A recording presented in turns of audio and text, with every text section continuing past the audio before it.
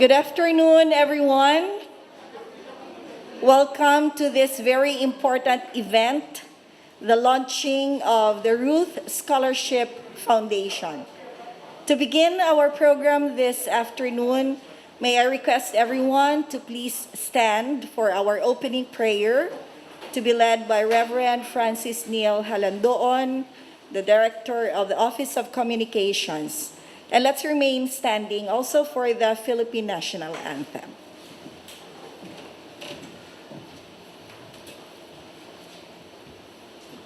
Let us pray. O Lord our God, we thank you for your goodness, your faithfulness, and your mercy upon all of us, and upon Central Philippine University and the Corvera family. Lord, we invite your presence to be in our midst today. Please feel free to roam around us and make us feel that you are blessing our gathering this afternoon. Lord, let it be that this afternoon we will remember the legacy of the Reverend Ruth Corvera. We remember her, O God, as somebody that would always show her love to you by loving our neighbor. Thank you, Lord, for that wonderful legacy that continues up to this day to their family. And Lord, as we remember her, we thank you that today we can launch the Ruth Scholarship Foundation to help the needy students accomplish their goals and desires in their life. And let it be that you will bless this foundation and that many more people will support this as we continue to expand. And we thank you, O God, for the generosity of the Corvera family, for choosing Central Philippine University and the students of this school as the first beneficiaries. We pray that this will expand to more students and more schools. We entrust everything to you, and we bring back all the glory and honor to your name. This is our prayer in Jesus' name. Amen.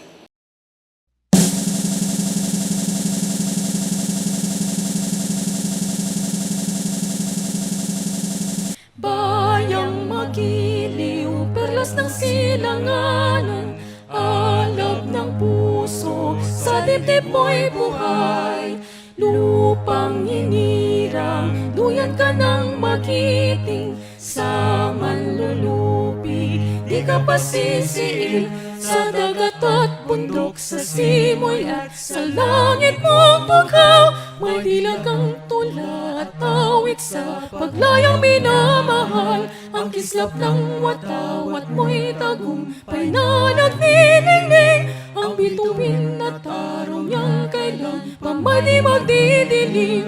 Lupa ng araw ng walhati't pagsinta, buhay ay langit sa piling mo. Aming ligaya ng may mga api, ang mamatay ng dahil sa'yo. You may all be seated now. Dr. Chodoro C. Robles, President of Central Philippine University, will give his words of welcome. And because he's not here with us at the moment, he's on his way to the United States. He has pre-recorded his welcome message for everyone. Good afternoon, everyone. Thank you for your presence today for the launching of this Ruth Foundation Scholarship Program for deserving need-based students of Central Philippine University. We are thankful for the generosity and efforts of Attorney Peter Irving Corvera and Dr. Romali in initiating this kind of program, which is really badly needed by many students at Central Philippine University. We're happy that with the support of many of our alumni, we are able to provide scholarships for students who are really looking forward to completing their education at Central Philippine University. And we are thankful that with this kind of scholarships, they are guaranteed to have the support until they graduate from the second year that they are here at Central Philippine University. So the first set of scholars, 10 of them, will be awarded today. Although we are already in the second semester, their first semester scholarship is also included. So hopefully they will be reimbursed for the expenses, which includes not just tuition and fees, but also uh, lodging, board and lodging for these students. We hope that this will be an inspiration for many more Centralians who can afford to assist our students in their time of need, which is the education that they need in order to succeed later on in life. So, although I'm not here today, but I'm happy that I'm able to greet you for your presence today to witness this launching of the scholarships, which is a good start, and this will continue by the foundation until eventually they will be supporting 40 students per year. So I'd like to thank Attorney Peter Irving Corvera and Dr. Romali for this opportunity for our students. In behalf of Central Philippine University, I am very appreciative of this kind of efforts of our alumni. Thank you very much.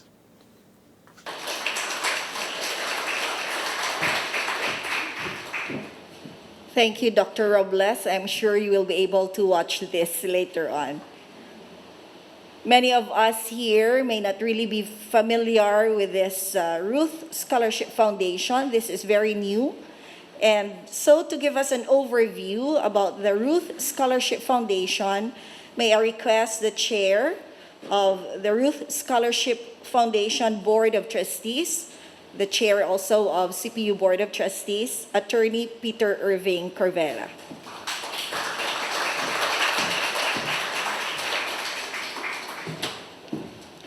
Thank you, Rhea. And I'll take off my mask lang, no?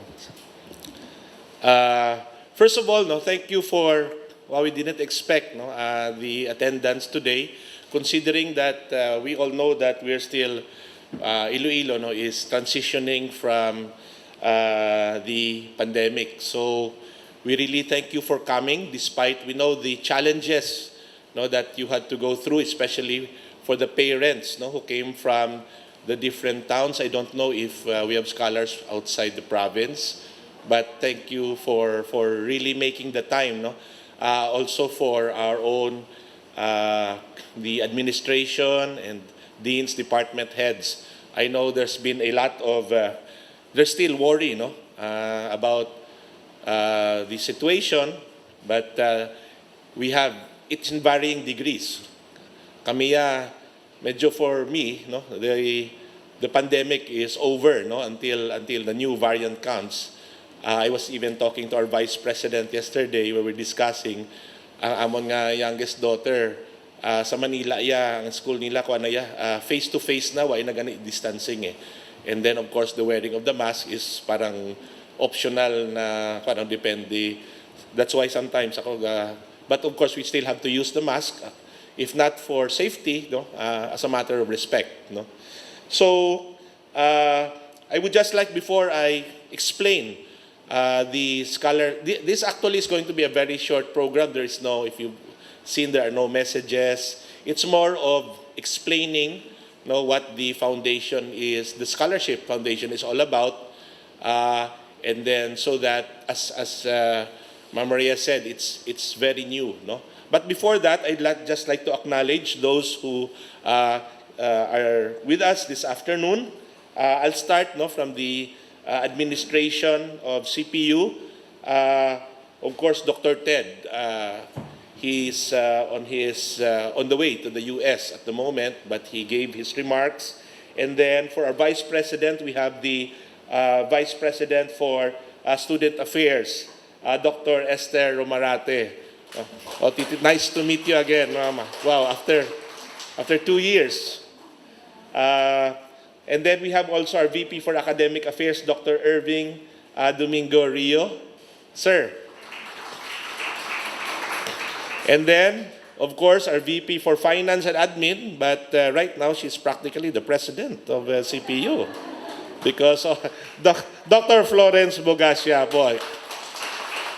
Haven't you noticed that her attire really, she really is in tune with the theme of the color scheme, no, of the foundation. And of course, I am most privileged to have with us this afternoon two of my colleagues, no, in the Board of Trustees. No other than, of course, he was the chairman of the Board of Trustees before me, no, Attorney Von Lobel Bedona. Okay, Manong Bon. And then, of course, my vice chair, who will become the chairman next month. Okay. I've been the chair for several. Ang reason I've been chair in the board, no, they have a means of making sure that you do not hold the power too long. Otherwise, I'll already be the dictator of the CPU, no. So my term will necessarily end like anybody does, no. So si Dr. Elmer Pedregosa, also administrator of Iloilo Mission Hospital. So, Doc, thank you really for coming. And then we have our deans, no? This is also opportunity for me to meet the deans and department heads. There are department heads that I haven't even met, no? Kauluya, no? Since 2011 pa ko di. Dr. Lorna Grande, Dean of the College of Business and Accountancy. That's where me and my former chairman came from. Commerce kami. Why kami nag-accounting? Why kami nag-accountant? Which proves ka kung hindi ka mag-accountant, ma-chairman kasi si Pio. No, just kidding aside, no? Ang apon, karon, classmate ko gali sa Board of Trustee, but she will be introduced later properly, no, si Trustee Esther. Ma'am, kami ang halin sa galing sa Esther ni, hindi lang ako magambal nga, no, tempted ko, galing basi ma-discourage lang mga scholars, mambal ko tani, nga pangopya lang ko sa iya, sa una. Pero basi mambal ang parents mo, ano ni nga foundation nga. So, si Esther ang amon magna, kayas, no? Cum laude. Oo, valedictorian man namon si Esther. Of course, we have Professor Christine Gulilao from the department head of the Department of Accountancy. Christine, mayo lang, sino gani? Ma'am Crucero, no? Est, oo. Grabe nga stress ang ginhatag ko kay Ma'am Crucero. Professor Karen Losada, Department Head of Social Work. Thank you, ma'am. You know, my mother, no, si Ruth, from which the name comes from, she was also the department head of social work. And she was not just the department, they called her the terror of social work. Pero mas terror guro si Ma'am Irene Ortigas. But the department head before her. Dito taya kung imo nga sala lang imo nga pagyubutang sing clip sing buhok mo. Dalasa to ya. Dr. Stella Guartero, Dean, College of Arts and Sciences. Bawa kay.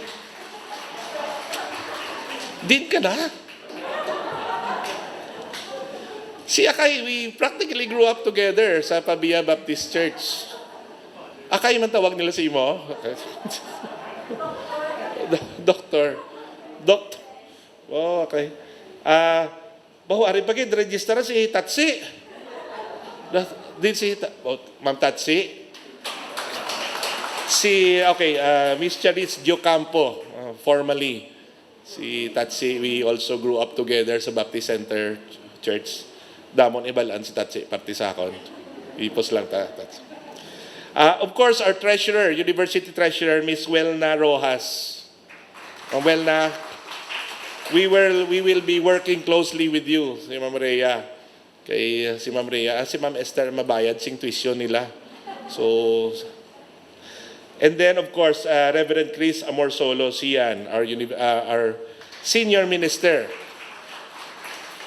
No, nahuya ko gani ang iyang wife, no? Si Debbie Marcia. Pero yung sa katawag namon kay wai ko nagatawag ya Debbie Marcia, si Dibay na ya. O kung sa mag-greet happy birthday sa Facebook, no, nahuya ko si Dibay kag si Akay. We have the Dean of CARES, di ba? Si Dr. Cabarles, Jaime Cabarles. Sir, thank you. I think we have 2 scholars, no, from the College of Agriculture. And then of course, ang atong Director for the Office of Communications, Reverend Francis Neil Halandoon. Si Reverend Halandoon is not only here, no, as to give the invocation, but is here also to represent his mother, who happens to be a member of the board but is indisposed at the moment. Because of parang nagpa-medical yata, no, si Juan Manay. And then Dean of the College of Engineering, Engineer Danny Molina. Engineer Danny, danay kami na ni Engineer Danny sa sidlangan ara pa sa susubok, no. And then so I don't know, no. I'm sorry if I missed out on any from the administration and the deans and heads of departments, but I'm very happy that you're here because we will really be working with you very closely, no, as I will explain later. Next, I'd really like to thank the parents. No, I think the parents and then the guardians or of our scholars. Ang ginhalina nila budlay, no, because some of our scholars really are not, hindi lang sila sa Banwa, no, sa mga barangay pa, and I know the challenges that you had to go through to come here. District nga daan si Ma'am Rhea, kinapa-check pa kung naka-vaccine or antigen or so. The parents, we really thank you, no. I had a meeting with them earlier, so this is the first time that they get to know me. But just to everybody will know, it was even during the pandemic, it was part of the process that the foundation management really meet the parents personally, no. So si Trustee Engineer Hob, may ginkantukan gina sila isa-isa sa mga balay nila during the pandemic, no, and then had a chat with them. So ginlibot sila ni Engineer Hob, hambal ko gani kay ina na mayo lang wag ka mo nag-preparar sing grande para kay. We wanted it to be a surprise, no, na surprise na visit. However, kung surprise ba si pagkanto namon, wa sila dito bla, kasi sa talamnan or ano. So we had to announce. Tisling namon Hob, ang indicator, kung mag-preparar nga grande, disqualified dayod.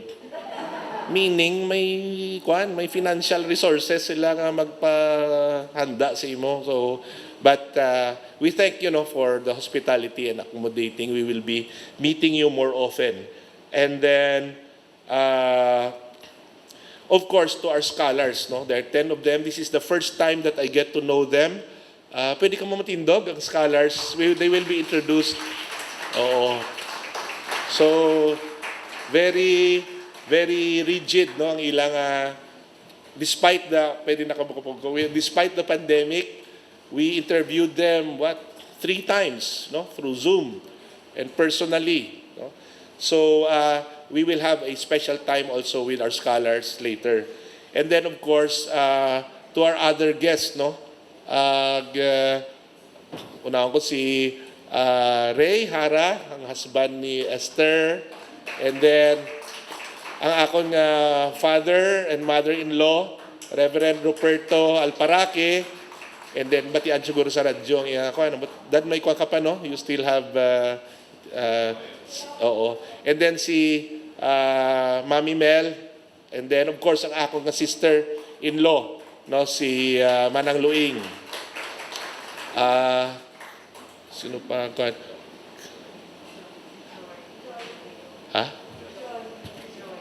Si, Joy, Gamask. Amo nang problema sa Gamask. Sister-in-law ko, no? Manghod ni May, si Joy. So, siguro, kwan lang, no? I'll just, before I proceed, why matasing message, I just have a small story to tell. When I arrived here in Iloilo the other day for the board meeting of, one reason also is that it was the first meeting of the Board of Trustees nga practically face-to-face liwat, no? But of course, Zoom man. So I had to fly in. Actually, sa Board of Trustees, naadad na kami nga Zoom. Do maayo man.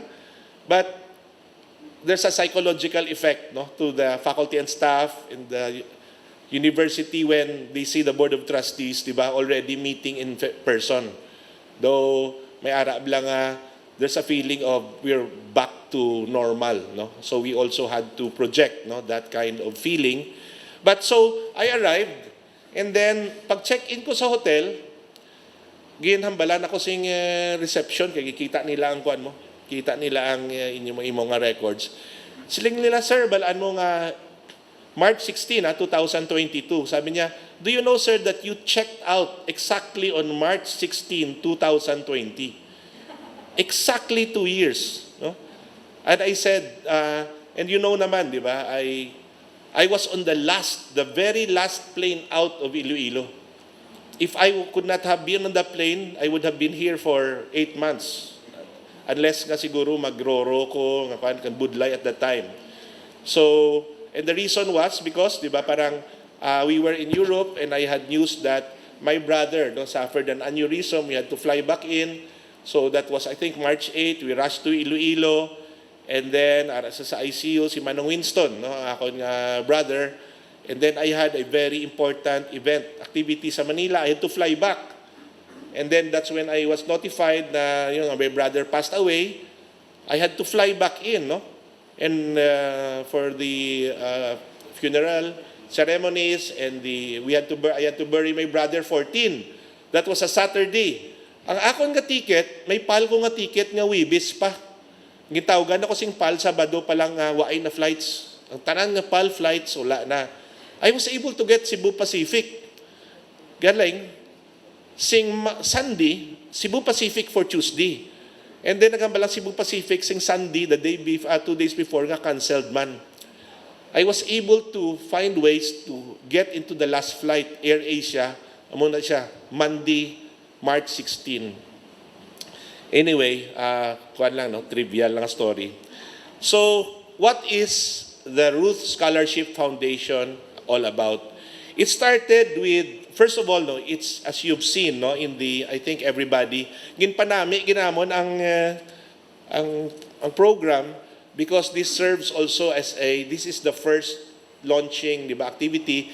So, this will be very precious, especially for the parents and for the scholars one day. Ako ginapangita ko subong ang program sing akong graduation, sing elementary, high school, why nang college o bulo ko na lang nakita ang program, and if somebody would sell it to me, I would probably buy it for thousands of pesos just to get a copy. Imagine kung makuha ko nga akong graduation program sing kindergarten ko. Wow. So, you keep this, keep it very, this will be precious. Pwede. Actually, sa tuod lang before the next chairman takes over, I would like to have i-declare ko ang akon nga diploma nga loss. Affidavit of loss lang na, because the CPU is required to issue another diploma. Galing ang mapirma is not the chairman during the time that you graduated, kasi siyempre basi ang chair mo patay na. Ti ang mapirma is the present chairman. Ti maggusto ko yang may diploma nga akon ngalan pero ako man nagpirma. So that's it, ma-submit ko affidavit of loss. Anyway, so the foundation, as already said, it's a need-based. First of all, it's need-based, meaning it's to deserving, but yun nga, I don't want to call it indigent eh. It's, di ba, financially challenged. So, first madamo kita sing mga maala, mas maayo, but we really want those who cannot really to the verge of, cannot really fulfill their dreams, no, just because of financial situations. And second is that I'll explain in the criteria later. Ang pinakadako ng criteria is the ability to give back to their communities later on. It need not be a grand nga nga ma-organize kasing community. At least they could start by giving back to their families. Mapaskwila lang ang tanang utod, di ba? Ang dasan later on ang pamilya makasuporta, and then later on to the community, no? Of course we have academic requirements, but that is not the number one, di ba? Hindi kinahanglan nga ikaw ang top of your class, hindi kinahanglan nga ikaw ang pinaka not even top 10, no? But if that's the case, then that's just a bonus. Ang importante is the potential to give back, no? And then ang isa ka vision namon is we will make sure, no, once we've made the choice, we will make sure that our graduates really become successful in their respective fields of endeavor.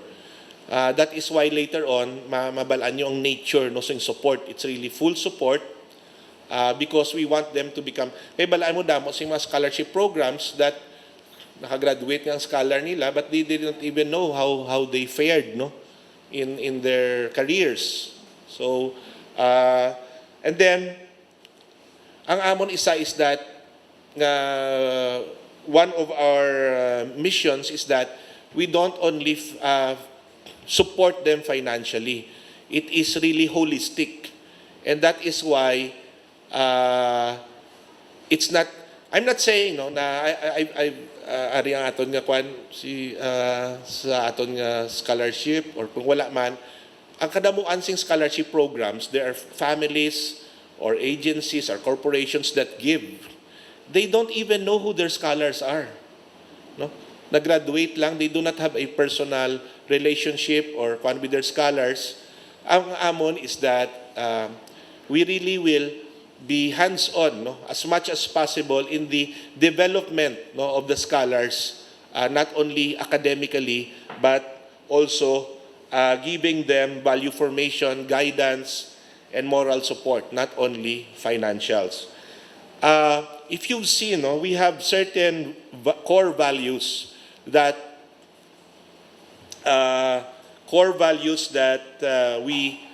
it among foundation, no, sing scholarship. First is integrity.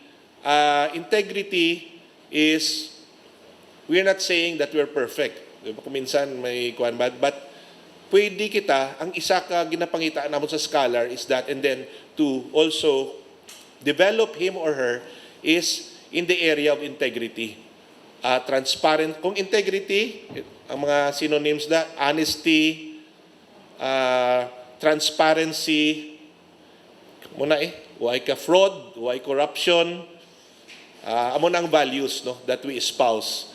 Because ang iban nga areas sing aton nga deficiencies, pwede nga hindi ka taman kaalam, medyo tamad ka, pwede, but those can be improved eh. But once hindi ka, wala kasing integrity, no, medyo budlay. Ang sa Philippine Military Academy, which is also an educational institution, very, very clear ang honor code nila.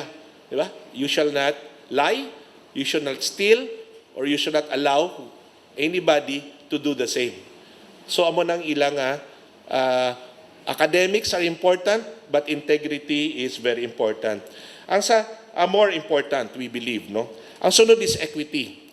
Ang equity is that we believe that our chosen scholars, no, will have the opportunity for quality education without discriminating. There is no discrimination or bias as to your social or financial standing. Amo na gani kang nabuligan ka kaya ang imo financial standing is, di ba, parang challenging. There is no also bias as to your cultural background. Whether kung ano yan, Ilocano ka, Waray, taga-Antique, taga-Diriwa, ay sing cultural background, no? And then, I want to stress this at this time, no? For those, the administration is here, the deans are here. There will be no bias even as to religious or personal beliefs. Because this is a scholar, this is a rather, medyo very straightforward way of saying it. It is not a Christian scholarship program. It's a scholarship program with Christian values. Okay? So what we want, no, from our scholars is that we will be able to mold them on Christian values. But what I mean to say, hindi why puntos dere kung baptist ka kung hindi. There is no added points if anong imong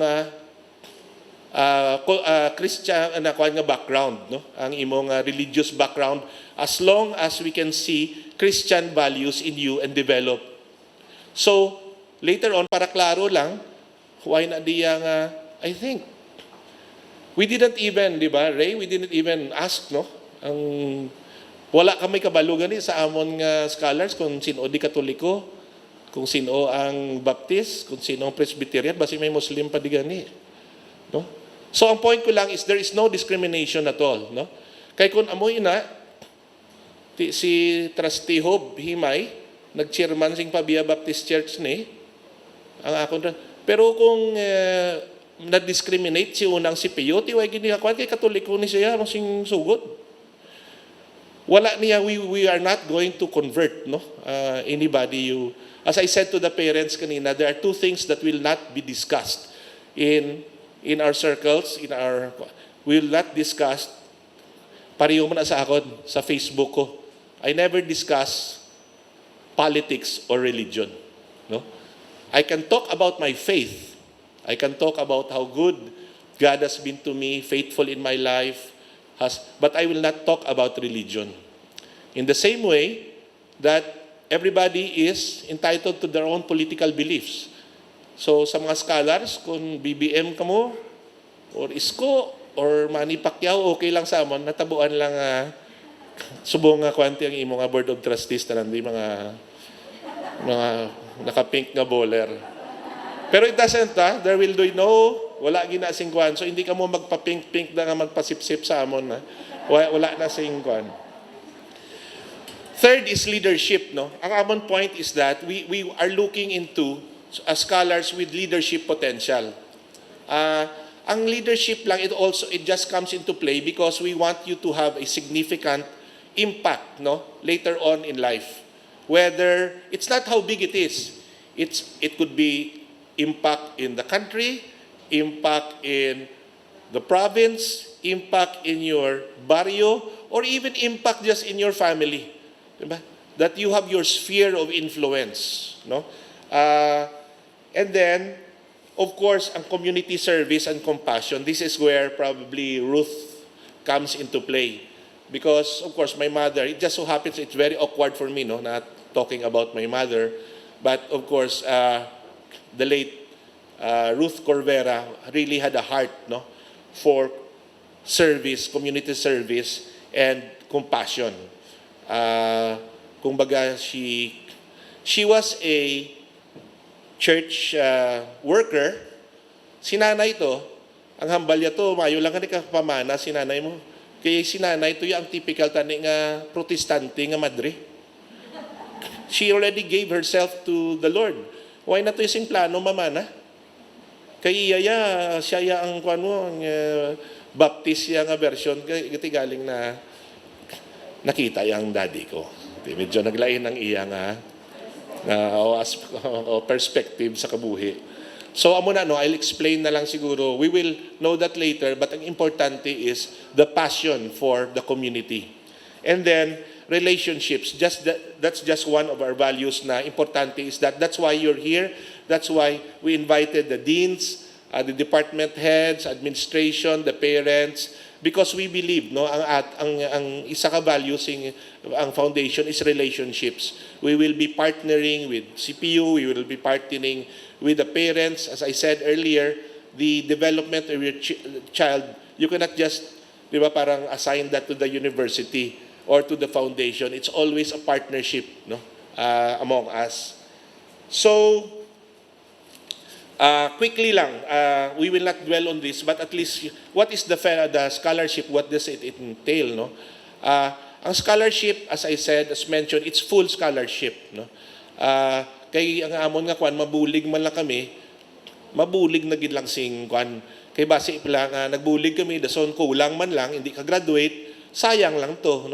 So basically, it's just full tuition and fees, full miscellaneous fees, as in waigid, basta anything nga magwa sa statement of accounts sing aton nga registrar kag treasurer by dan nila sa university kwan. Board and lodging, but however there is no at this moment wala sing board and lodging, but we gave them the option na kung sino yang gusto mag-star around because if you will know later on from our scholars, ang ila problema gid ang connectivity. Di ba? Ang connectivity kay iba niya, may ara pa kami agin interview, hindi ko lang makambal. Gasabwag pa ya sing ano ganina, sing rice. Oo, sa talamnan pa ya sing gina-interview namon. Kuan lang. So may ara man nga. So those are the challenges, So we will cover even the board and the lodging. We cannot commit that we will be getting 10 every year. But if we have the capacity to do it, so 10 subong, Ang sa June may 10 naman, may 20. So at any given year, there will be 40. So si Ma'am Esther nag-compute, kung may 40 kita man lang mabayad sing ilang board and lodging, makita na lang ta aton ka dorm. Diba? With 40. So ma'am, basi pwede na lang kami makuha sing Franklin Hall na. Anyway, so we cover also the books, for those who have books, we purchase it for them, connectivity. And then, ang amon nga commitment, mabudlayan kami, at least sa mga deans, why ang sugod sing scholarship is only on the second year. Because it was very difficult for us to determine who are fit for the first year. Because if we get for the first year, we will have to talk to all the high school principals, make a background check. So ang kwan sa amon nga masulod anay sila sa CPU where the standards will be uniform, di ba? And then we could ask the deans and department heads sino ang maayo kag needy.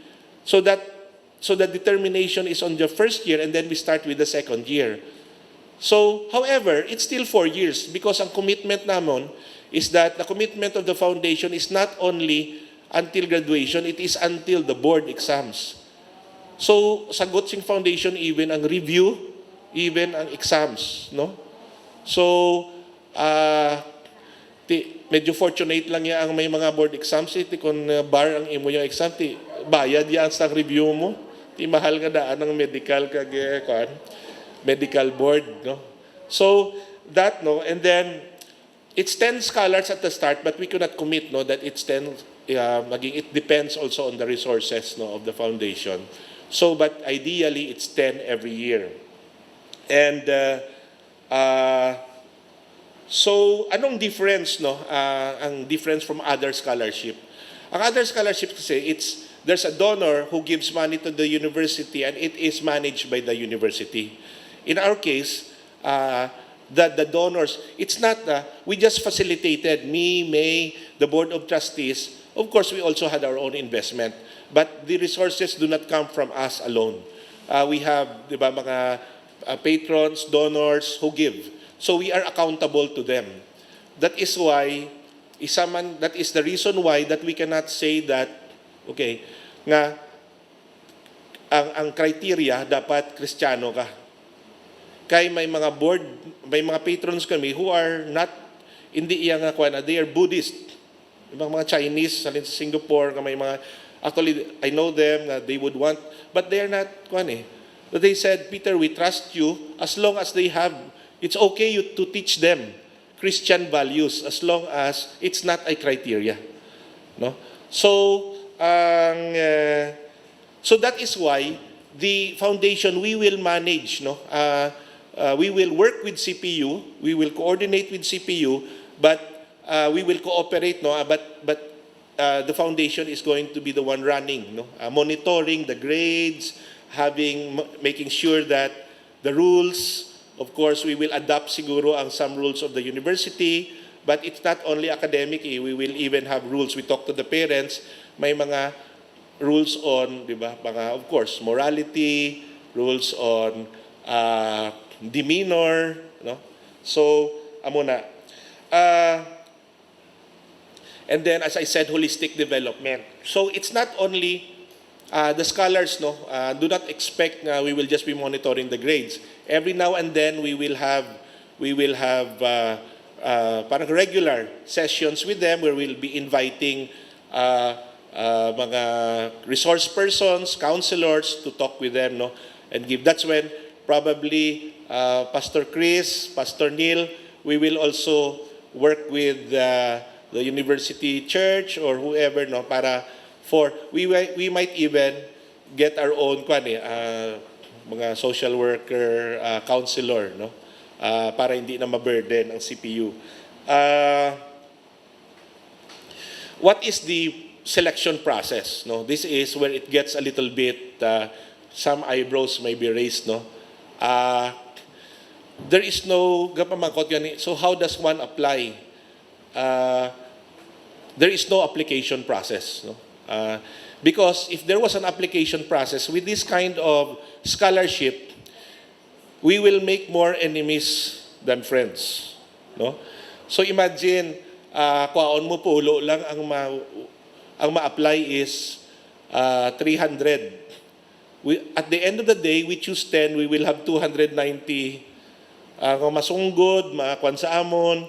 So, ang process is that is why we will work closely with the deans and the department heads, because we will need the scholar, actually even the scholars, they did not know that they were already being considered. We talked to the deans first, we made the background check, and when we were more or less, balaan naman kung sino, it was just a matter of choosing, that's when we talked to them for the interview. So, amo lang na. And then, just to keep us, ang importante kinasturyahan ay kami sa board, nga hindi pwede ma-conflicted kami. No, hindi kami, we want as much as possible to be above any issues about ang nepotism or whatever. So number one rule is that liability, naging unfortunate lang, no, for these people. We will never, di ba, get somebody who is a relative. And we cannot choose somebody whom we already know or was being endorsed by our close friends. Like for example, kami ni Engineer Hope, may mga grupo kami, may mga barkada kami, mga brads kami. Once again endorse, sing imigo, automatically disqualified. Kay we don't want na ginpasulod ina siya kay tungod pakaisa na siya or whatever, no. So we will course it, no, really through a process.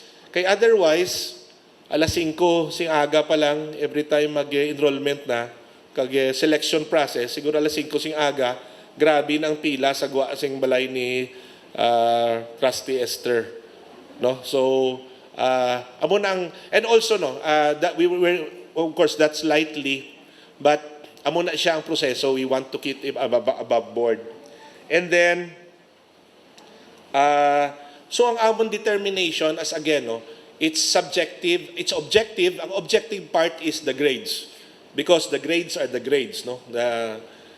But ang subjective part is really we will just have to trust, no, parang instincts, no, of the gut feel, no, of the Board of Trustees to determine whether this person fulfills those criteria about leadership potential, regarding the ability, ang imong ability to give back, no, to the community later on, and all those other factors.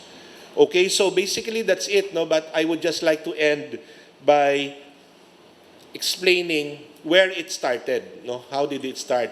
So, it started with a common desire to give back to CPU, or to give back lang, to give back to the community. And then, of course, it had its roots, no? With Ruth, no? Nagsugod. I'm not saying that I've been a perfect son or whatever, but of course the values in her and also in us, trickled down, no? And then, so we were able to talk to other people who had the resources. May mga tao nga gusto magbulig, galing they don't know how to. They have the resources, so we were able to identify it. And then for management naman, it had to be people who were competent in their fields, but at the same time, people that we could trust. So, natabuan lang, explain ni Maggie later on, except kay Manay Josette, di ba? Halandoon, who's like a bigger sister to me, to give us moral and also guidance and even medyo mature, no? Ang tanan nga members of the board ay classmate ko sa high school. We graduated CPU, Central Philippine University, 1986. So that's how it got like-minded, no, people and donors with the same advocacies. So to end, no, amo na yung message, wala na siyang message actually. So we would just really like to thank you for coming to let us explain what the scholarship is all about. And then we're just looking forward, especially for CPU. Now we will be cooperating, coordinating. But as we said, no, it's not just in this confined CPU. Later on, we might have scholars from different universities. And then there is even, just to give you inside information, we are even planning to have a vocational para naman sa mga scholars naman nga mechanical kwan lang, good for 1 year nga certificate. So we are looking to other schools, but hopefully we will not look to other schools if the plan of the board, no, to partner with another or to acquire. Secret lang nanay ka mo lang kabalo. So thank you again, no, for coming this afternoon, and then hopefully we also have time, no, for fellowship later.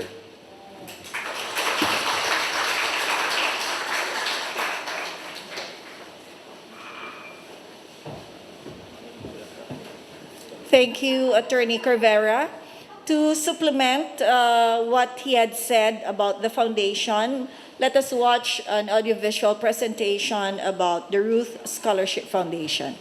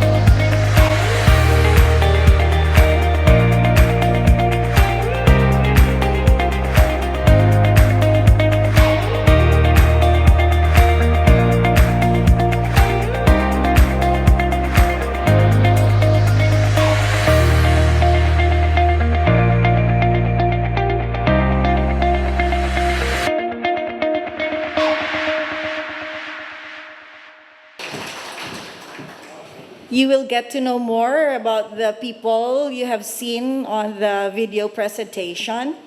So at this time, to introduce the members of the Board of Trustees, may I request our Chief Operating Executive, Dr. Rumali A. Corvera.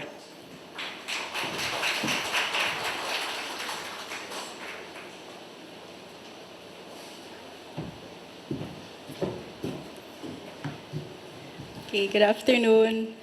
For the record, I am asymptomatic and fully vaccinated. So this. And asawa ko naman nagamit una. So, all right. So, my role this afternoon is to introduce to you our board.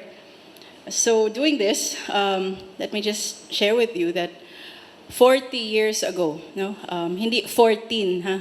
40 katuig nga nagligad. A few of us here were seated in the same high school classroom, listening to our, who I believe was our favorite na teacher, Miss Feli Toledo. And she read to us from the inspirational magazine guideposts. Kada semana, inabasahan niya kami. And she also made us read mga 3-inch thick na mga novels as part of our requirement in her English class. With the hope siguro that these teaching interventions would help us mold into sharp, wise, well-rounded, successful and significant members of our community and even leaders of our community in the future. And well, throughout the 4 years na sunod, we did our best to live up to those expectations as top section of CPU Development High School Class 86.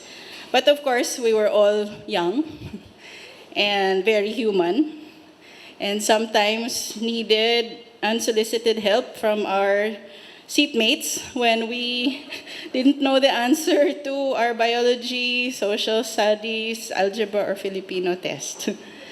Even skipping a class just to see our basketball idol then, who was Yves Tignadisi, only to find out that while we were absent, the announcement of the honor students of our class was made. And our very own valedictorian was not there to receive her letter.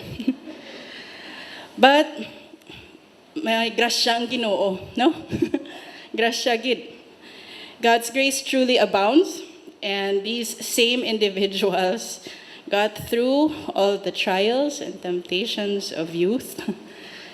We got through the rigors and realities of early adulthood, and then the various compliments and crises of midlife, finally crossing that golden age.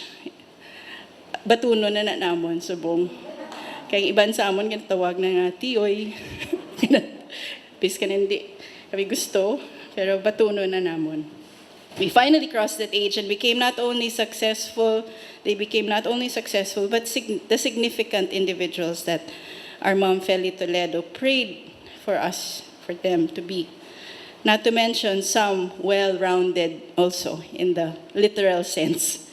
And it is my honor to introduce you to them today as the founding board of the Ruth Scholarship Foundation. Now, I find it appropriate to start with the top of our class. Not just because she was my high school best friend, but because she was our valedictorian of CPU DHS Class 86. Not only that, she was also cum laude of her commerce major in accounting class of 1990. A successful CPA, but whose life story goes beyond all her academic accolades, to being a true warrior hero as she conquered becoming completely blind due to complications of diabetes mellitus in the year of 2006. Despite her limitations, though, in vision, she rose up and continued being the excellent leader that she has always been, presently serving our country as the well-trusted executive assistant to the medical chief of the Corazon Locsin Montelibano Memorial Regional Hospital, where she is also the chair of the Rates Review Committee, member of the Management Committee, serving as the Freedom of Information Receiving Officer, believe it or not. So many responsibilities, representing the medical chief in the Quality and Environmental Management System and head of Management Planning and Control Processes. Ladies and gentlemen, the board treasurer, Esther, and finance officer of the Ruth Scholarship Foundation, dealing with all the numbers we do not understand, and an inspiration to me and countless others, CPA, my best friend, Esther Lagradilla Hara. Esther Lagradilla Hara. Thank you, Esther. Thank you, Esther. Now, sa high school kami, Esther and I had a classmate and buddy, nga boy best friend, who also graciously ginapayungan niya na si Esther kay mainit, no? Hindi allergic si Esther sa init. Kagang amo niya friend man si Cheryl. Kay may crush ni siya kay Cheryl. Yeah, and this dear buddy of ours became an accomplished engineer who worked abroad in Saudi Arabia for 4 years, including being a communication technician for the Royal Saudi Air Force. Ironically, Saudi Arabia was also where he grew in his knowledge and love for the Lord, eventually leading him to become the former chairman of the Board of Trustees of Pavia Baptist Church.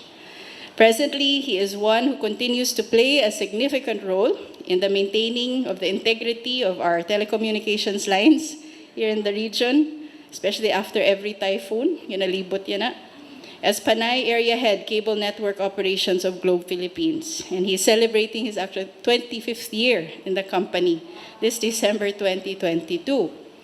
Ladies and gentlemen, the TRSF board member who personally drove for long hours and several hundred miles in total, the farthest of which was 180 kilometers to Calibo, just to visit our scholars and their family.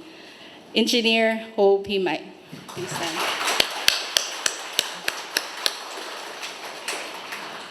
Now, as Peter explained, as we embarked on this scholarship foundation in memory of Nanay Ruth Siriaco Corvera, a former department chair of College of Social Work of CPU and a powerful community mover and advocate, we are blessed to have alongside us one who Nanay Ruth considered as her daughter.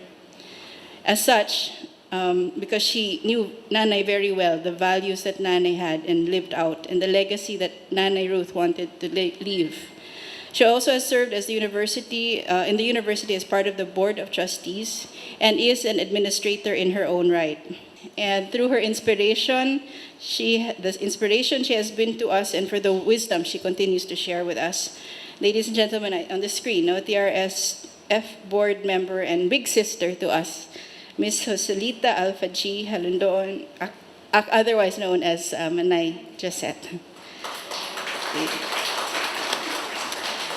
And next on the screen, and with much gratitude, I would also like to introduce you to one of our major benefactor sponsors who, of the Ruth Scholarship Foundation, who is represented by Mr. Adrian Lee.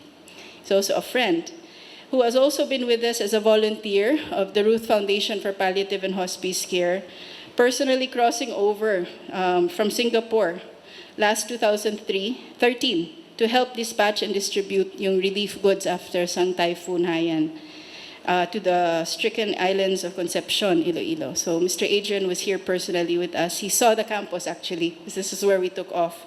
So he represents a group of distinguished gentlemen whose heart for the disadvantaged is really beyond description. So Mr. Adrian Lee. So for our next board member, who is, of course, the most popular among our scholars. Not only because she was the main mover, nako, kung wala ni siya, no? She was the main mover for all that has been and will be for TRSF. But because she has also selflessly taken the most time to get to know our scholars up close and personal, along with Engineer Himay. And this is amidst her many other esteemed designations and roles. She has been a faculty of this university since 1995. Grabe, first year out of, her life, it's been CPU.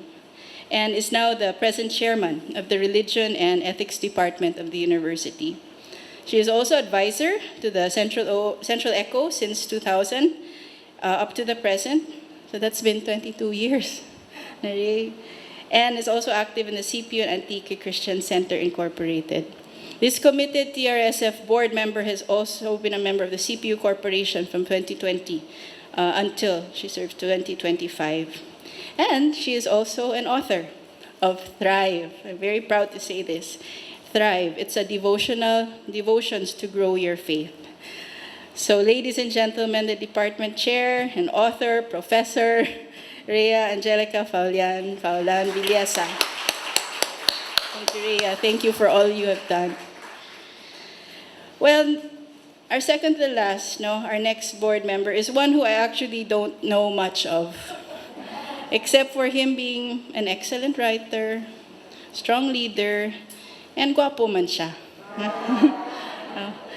Seriously though, I would like to introduce him as one who rose up, like he said, from the raw earth floors of Pavia Baptist Church, parsonage as a pastor's son, which I believe prepared him for the many life challenges and assignments and designations that followed. As a student leader, he was vice president of the CPU Republic, editor-in-chief of the Centralite in 1995, Centralian of the Century under the College of Commerce, which was awarded to him during our CPU centennial year. Of course, as mentioned, chairman of the CPU Board of Trustees from 2011 to 2017, and then recently 2021 to present, until next month na lang. Okay, take note. He is also the senior and founding partner of Tolentino Corvera Makasayat and Reig Law Office, serving also as president of the Integrated Bar of the Philippines, Pasay, Parañaque, Las Piñas, Muntinlupa chapter. And on top of this, he was a former commissioner of the bar discipline of the same and founding vice president of the Muntinlupa Bar Association. One of his more significant assignments was in 2014 to 2016 when he was appointed as Undersecretary for Public Safety of the Department of Interior and Local Government, where he directly supervised the Bureau of Fire and the Bureau of Jail and assisted the Secretary of the DILG in supervising the Philippine National Police on operational matters. During his time in service of our country, he chaired the committees on security, peace and order, emergency preparedness for Asia-Pacific Economic Cooperation. So that was APEC 2015. He sat in the Dangerous Drug Board, Anti-Terrorism Council, and the National Council for United Nations Peace Operations, among others. But then, among all of these, the best decision this person has made in his life was to marry me. And his most important role is being the father to my 3 children, Abby, Seth, and Maya. Ladies and gentlemen, USEC Board Chairman and son of the late Reverend Ruth Ciriaco Corvera, TRSF Board Chairman, Attorney Peter Irving C. Corvera. Okay, so lastly, there's me. A recipient of 3 scholarships in my lifetime so far. Firstly, the Reverend Roberto and Amalia Alparaki Scholarship Foundation Fund. My parents who are here and whom I wish to thank with all my heart now.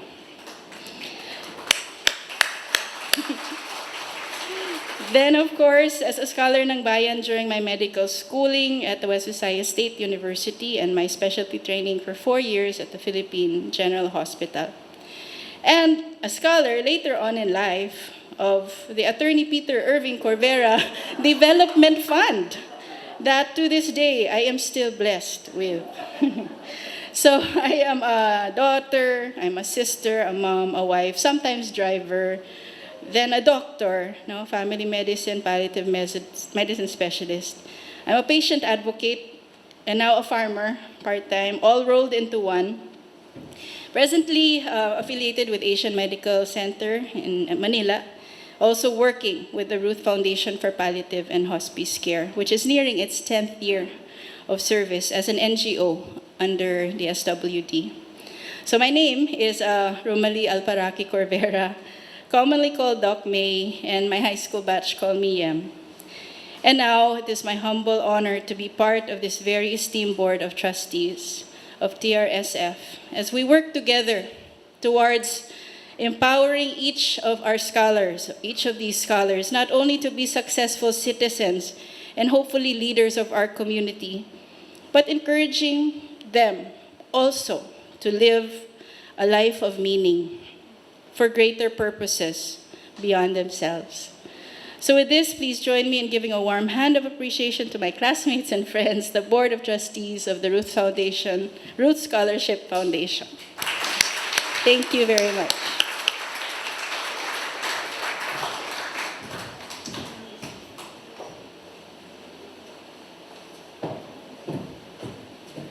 Thank you very much, May. I was afraid that you will spill more beans. But thank you, you did not. At this point, it is our honor and our joy to present to you the 10 scholars of the Ruth Scholarship Foundation. These are the first group of scholars that enjoy now, starting last semester actually. Ang scholarship, ang pag-search started first semester. Pero ang pag-call sa ila, nagsulod na sa second semester.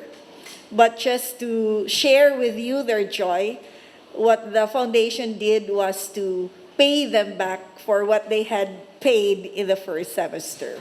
So, ang ila, gingasto sa first semester, ginbalik sa ila. So, let me now present to you these 10 scholars, and I would like to ask you, as your name is called, to please come forward para nga makita gid kamo sa aton nga mga audience diri sa mga hapon. So I will start with the first, Julian Andy Bahon. Julian is from Barangay Cruz, Barotac Nuevo, Iloilo, and presently enrolled as in the Bachelor of Science in Accountancy program of Central Philippine University. Next is Floralinda E. Caldito. Flor is from Barangay Buenavista, Leon, Iloilo. May I just tell you nga ang lugar ni Flor is really very far from town. Very challenging gid ang pagkadto namon no sa ilang nga lugar, but we were happy to see her and her family. So Flor is presently enrolled in the Bachelor of Science in Environmental Management, second year here at Central Philippine University. Up next is Arl Ray and Canicula. Arl Ray is from Barangay Lapayon, Leganes, Iloilo. And he is enrolled in the Bachelor of Science in Civil Engineering program of the College of Engineering here at Central Philippine University. All these scholars, by the way, are in the second year already. Next, we have Gad B. Castro. I think he comes from the farthest place, no? Barangay Bacan, Banga, Aklan. And he is currently enrolled in the Bachelor of Science in Advertising here at Central Philippine University. May I now call on Daniline P. Gabo. Daniline is from Barangay Piña, Buenavista, Guimaras, and enrolled in the Bachelor of Science in Agricultural and Biosystems Engineering here at Central Philippine University. So, duwa nga mon nga agriculture students and puro pa na female. Next, we have Riden V. Gadot. She's not related to Gal Gadot. She comes from Barangay Agsanayan, Buenavista, Guimaras. And she's currently enrolled in the Bachelor of Science in Medical Laboratory Science. We have Althea E. Labestre. Althea is from Barangay Tinukoan, Dingle, Iloilo. She is enrolled in the Bachelor of Science in Respiratory Therapy. Next, we have another from the College of Engineering, Karen Kate P. Liza. Karen is also under the Bachelor of Science in Civil Engineering program of the College of Engineering here at Central Philippine University. Of course, we did not miss out from the social work department. We have Chessa May B. Maleficiar from Barangay Zone 10, Cabatuan, Iloilo. So Jessa is enrolled in the Bachelor of Science in Social Work under the College of Arts and Sciences. And of course, not the least, though she's the last to be called, we have Micah Gail M. Sorioso from Barangay Gintas, Barotac Nuevo, Iloilo. She is currently enrolled in the Bachelor of Science in Medical Laboratory Science. So as you can see, we have 8 female scholars and 2 male scholars. It doesn't mean that next school year, there will be more male, no? Kaya para makabawi ang, ang mga lalaki. No? It just so happened, no, that these were the 10 scholars that passed through the rigorous process of selection. So, ladies and gentlemen, can we give our scholars a round of applause? So it is our prayer and our hope that these scholars will be able to finish their course with flying colors and eventually find a significant role in the society, in the field where they're enrolled right now, and be able to pay back to their community. So to our 10 scholars, once again, congratulations and God bless you. You may now go back to your seat. You will have your chance to get to know them better later. So at this time, we will be hearing a special music from one of the scholars. So our scholars are not only smart and intelligent, but they are also talented. So one of them will sing for us this afternoon, Mr. Gad B. Castro.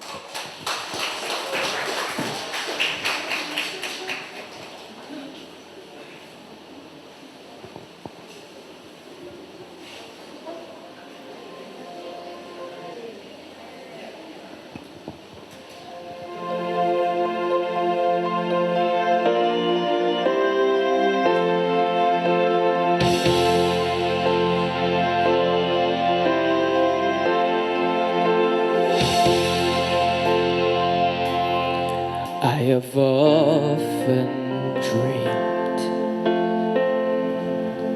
of a far-off place where the hero's welcome would be waiting for me, where the crowd will cheer when they see my face, and a voice keeps saying, this is where I'm meant to be. I'll be there someday. I can go the distance. I will find my way.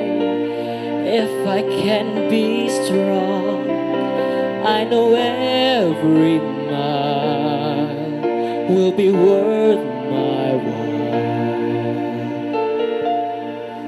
Till I go the distance, I'll be right where I belong.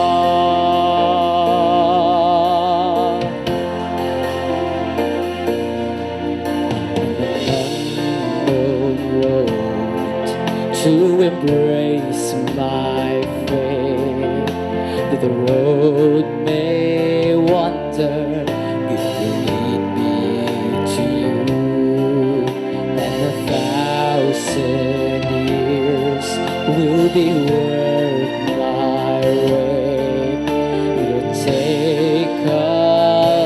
time, but somehow I see it through,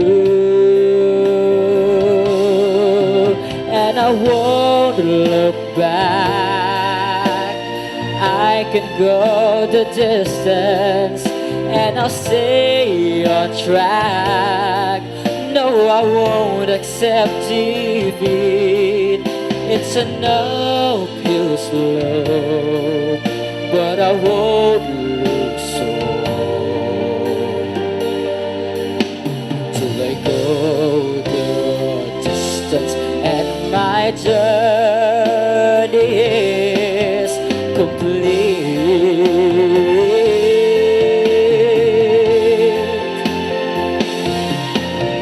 But to look beyond the glory is the hardest part, for a hero's strength is measured by his heart.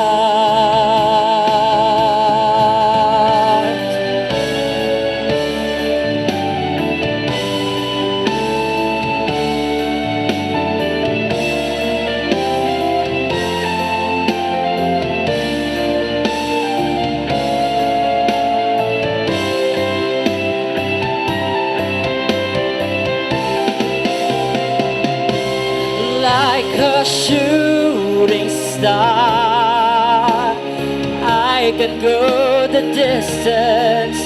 I will search the world. I will face it all. I don't care afar. I can go the distance till I find my hero's welcome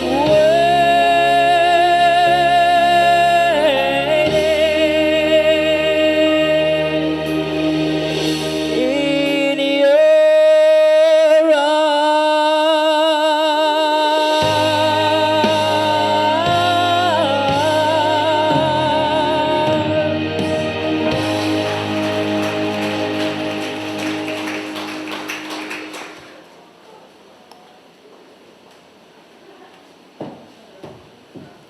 Thank you very much, Gad. For many of our scholars, or all of our scholars, to be part of this Ruth Scholarship Foundation is a privilege and a joy. And we will listen to a testimony to be given by one of them. So may I now call on Ms. Flora Linda E. Caldito.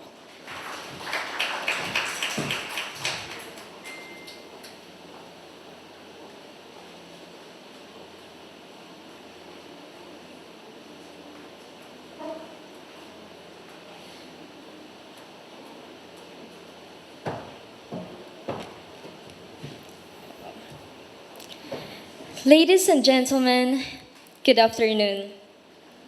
I am Flora Linda Caldito, a second-year environmental management student and one of the chosen scholars of the Ruth Scholarship Foundation. I am beyond grateful and privileged for the blessing that God has given to me, the blessing of new hope and new journey. Allow me to share with you my journey from the beginning, a journey in which I felt had happened so quickly. I remember it was a rainy afternoon when I received a message from a person claiming to represent the Ruth Scholarship Foundation, the lady named Professor Viliza, from Central Philippine University, asking my availability for a phone call. To be honest, after reading the message, I felt doubtful, as I was quickly reminded by the time I was scammed by an old woman who spammed me with calls, asking for my credentials and money. I don't have money after all. That's a whole other story, but it was an experience that led me to become more cautious, which made me hesitant to respond to Ma'am Rhea's message. Although this was the case, I cannot disregard the fact that this was also a possible opportunity I had no reason to turn down. I then started asking my seniors and even Googled the foundation just to make sure of its legitimacy. The first time Ma'am Rhea called me, aside from thinking it was a scam, it felt unreal. I felt hopeless after trying to apply into numerous scholarships and not being able to qualify. This had discouraged me from my hopes of becoming a scholar. But despite my doubts, I mustered up the courage to fill up the form. And finally, I was scheduled for an interview. A quick side story. We actually ended up the interview in the middle of our farm, along with my supportive goats, due to external factors such as electricity and poor signal. For those of you who may not know, I am a proud farmer and a proud daughter of farmers. On the 29th of November last year, Ma'am Rhea and Sir Job were scheduled to visit our home. It was only then I could say it was truly not a scam. The moment Ma'am Rhea and Sir Job announced, isa si Flor sa nabatan nga scholar. I looked at my nanay and tatay with tears in my eyes, and noticed their eyes were too, which spoke of happiness and gratefulness. This made me remember the hardships my parents faced just to be able to send me to the most prestigious university in my eyes, the Central Philippine University. The Ruth Scholarship Foundation may just be one of the greatest blessings my family and I have received, alleviating the burden on my parents' backs. Through this, they would not need to worry what to sell in the market or borrow money just to pay for my school expenses. Tatay and nanay can freely take care of our carabaos and cows, and I do not have to sell my goats and fish for my fees. It is not only my life that has changed, but also the life of my parents, and for that, I am grateful. To our Board of Trustees, Sir Peter, Ma'am May, Ma'am Rhea, Sir Job, Ma'am Esther, to Ma'am Joseta and Sir Adrian, you are all a blessing for us scholars.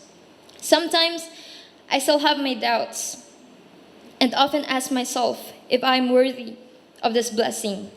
I talk to God and tell Him, Lord, this is too much. I had now understood why He had to take me to those messy roads before, because He had greater plans for me and for my future, for our future. God has granted my prayers and given me angels to make my dreams come true, to help my parents and other people, to keep going despite the uncertainties. I am very fortunate and blessed to deliver a testimony of my journey with the Ruth Scholarship Foundation.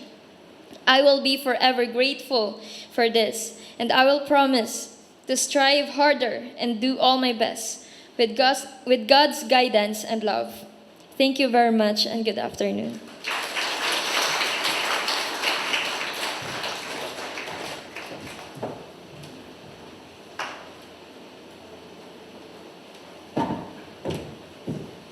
Thank you, Flor. Had I known that you thought I was a scammer, I would have not included you anymore. Thank God that I was not a scammer. But kita gini namon ang mga karabaw ang mga kanding ni Flor, no, nga subong hindi yan na pwede mabaligya because her fees are all paid already. Thank you. Another scholar will also speak on behalf of the others to express her response and gratitude to the Ruth Scholarship Foundation. May I now call on Julian and Dibahon.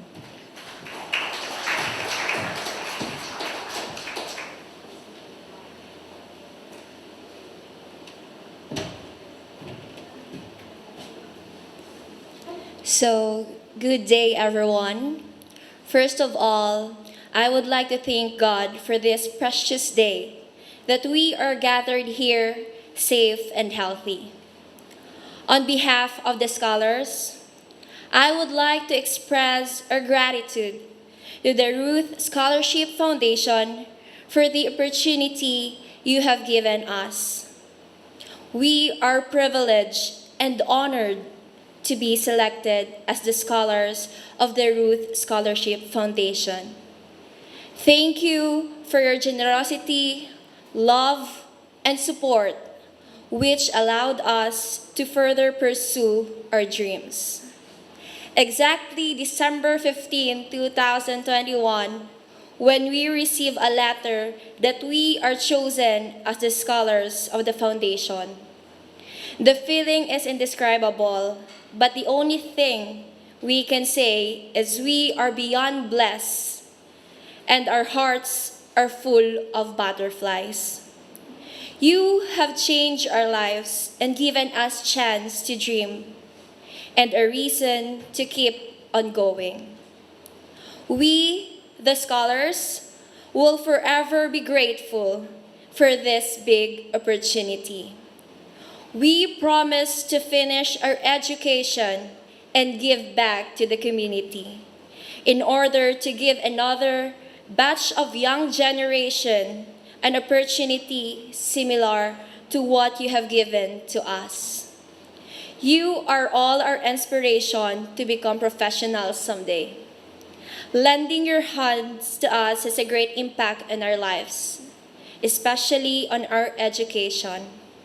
A big thank you from our hearts. Thank you.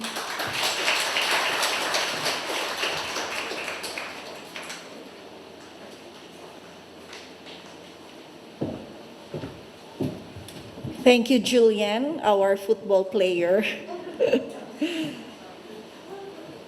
Now we have heard from the scholars. At this time, we will also be hearing from one of our administrators who is really in charge of the affairs of the students in this university. So friends, let us listen to Dr. Esther Rose A. Romarate, Vice President for Student Affairs of the university.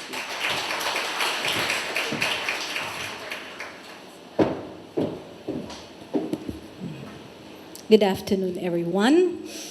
James chapter 1, verse 17 says, "Every good and perfect gift is from above, coming down from the Father of the heavenly lights, who does not change like shifting shadows." Today we celebrate a generous act of love, a perfect gift from above, the Ruth Scholarship Foundation. Truly, this big-hearted initiative of giving comprehensive scholarship grants to financially challenged but promising future servant leaders of our nation is an act of obedience to the commandment of Jesus Christ for his followers to love one another as he has loved us, a love that is selfless and sacrificial. The Ruth Scholarship Foundation extends such love by supporting and enabling young people to be of service and significance as they experience the love of God and pass on this love to others. It is with much pleasure and thanksgiving that I join this momentous event, the official launching of the Ruth Scholarship Foundation. I would like to congratulate and offer my sincerest gratitude to the Board of Trustees of the Foundation, Attorney Peter Irving Corvera, Chairperson, his wife, May, Dr. Romalie Alparaque Corvera, the Chief Operating Executive, and its members, Mr. Hob or Job Himay, Mrs. Josette Alpha Halandoon, Mrs. Esther Lagradilla Hara, Mr. Adrian Lee, and Professor Rhea Angelica Faulan Villesa. Only one name is not familiar to me, all the rest.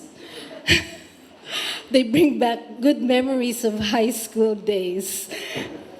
And I'm very proud of all of you and thankful to God, for what you have become. Thank you so much for all your hard work, coupled with prayers and the support of benefactors, so that this foundation will be established. I thank God also for the Reverend Ruth Seriaco Corvera, my Auntie Ruth, former head of the Department of Social Work of Central Philippine University. I guess she's the inspiration of this foundation. Her life and legacy inspired the vision and core values of this foundation. CPU is truly grateful to the Ruth Foundation for choosing 10 of our students to compose the first batch of recipients. How wonderful it is for these young scholars to be provided with their needed resources and overall support so that after completing their respective degrees, they can give back to their families and serve their communities.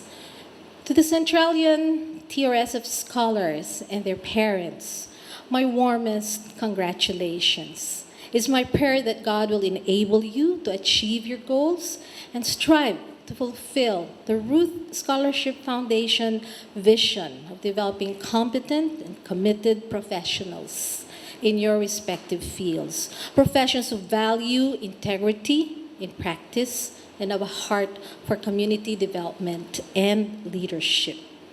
May God grant you the desire and the will to embody the TRSF core values of integrity, equity, leadership, community service, and compassion, and relationships.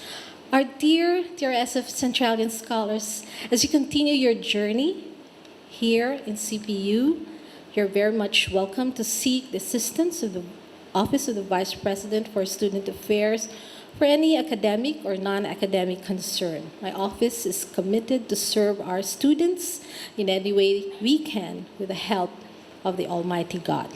And of course, my unwavering support also goes to the Ruth Scholarship Foundation, our new partner in achieving the CPU vision of exemplary Christian education for life.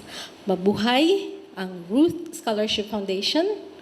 Mabuhay ang TRSF Batch 1 scholars. To God be the greatest glory.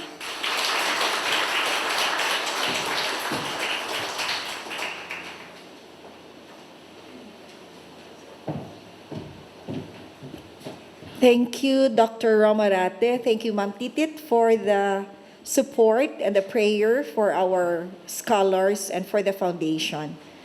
As our scholars have already started their journey with the Ruth Scholarship Foundation, they will be meeting more challenges ahead. And so to prepare them for that, it is also fitting that we dedicate their lives to the guidance of God. So may we request the Senior Minister of the University Church, Reverend Chris Amorsoloshan, to dedicate our scholars in prayer, and after that, the benediction. So may I request all the scholars to please come forward.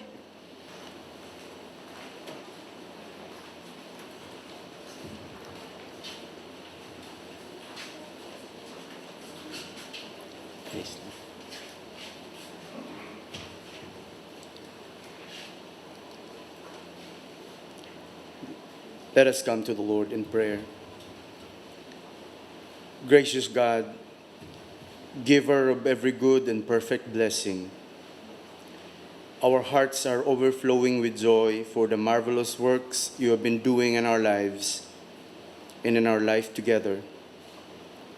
We call to mind with gratitude the precious life of Reverend Ruth Corvera, a woman of faith who had touched and impacted so many lives in her lifetime, the very life who embodies the ideals and aspirations of the Ruth Scholarship Foundation.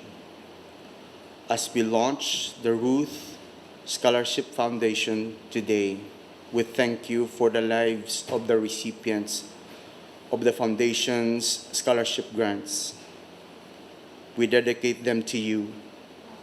May you inspire them all to be diligent to their studies and to finish strong.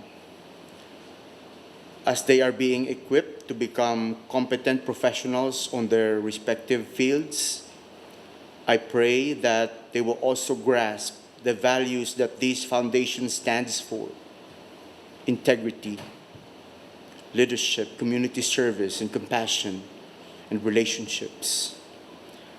As they have been blessed, I pray that they will also become channels of God's blessings to others. May the lives of others will become better and more meaningful because of their influence also.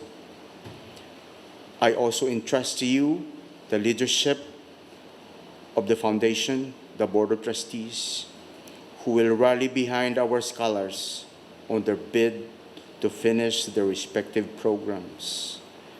And now may the Christ who walks on wounded feet walk with you on the road.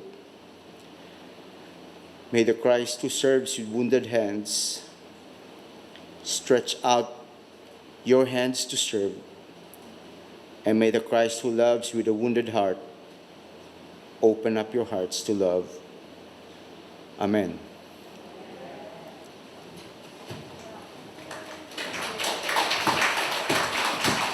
Thank you very much, Reverend Chris Amorsolo-Shan, and thank you everyone for being with us this afternoon. Here ends our program, and we have refreshments prepared for everyone.